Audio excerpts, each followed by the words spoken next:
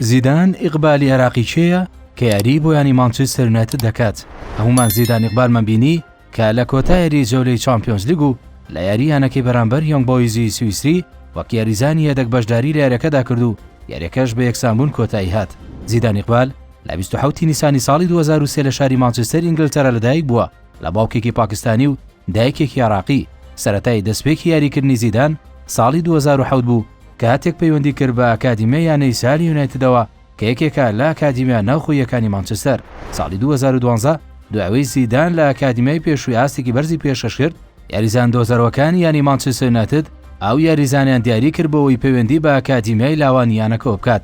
بەو شێوەیەش کارژێڕیان ئینگلیزیەکە بڕیاریاندا ئەو یاریزانە بگوازنەوە ئەکادیمیای یانەکەیان پێشەوەی تەمەنی بگاتە 10 ساڵی.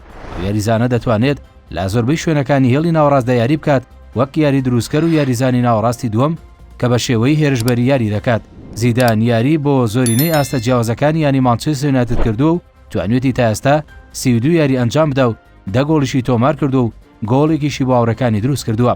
لە سەراستی نێودەوڵەتیش زیدان ئازادە لەوەی یاری بۆ 3 هەڵبژاردە بکە کە ئەوانیش پاکستان بەهۆی ڕەگەزنامی باوکیەوە و عێراق بەهۆی ڕەگەزنامی دایکیەوە، هەروەها ئینگلتەراش بەهۆیەوەی ڕەگەزنامەی ئەو وڵاتی هەیە. بەڵام ئەو یاریزانە هەڵبژاردی عێراقی هەڵبژاردوو لەسەر ئاستی لاوان بەشداری چەندین یاری کردو و لە دووەهەمین بەشداریکردنیشی لەگەڵ هەڵبژاردەکەدا بەشداری جامی ڕۆژاوی ئاسیای کرد بۆ خوار تەمەن 23 ساڵ.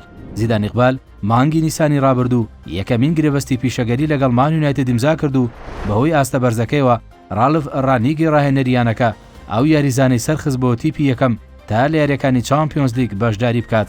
بووە یەکەمین یاریزانی عەرەبی کە لە مێژوودا بەشداری یاریکی چامپیۆنز لیگ بکات بە درێسی یانە ئینگلیزیەکەوە.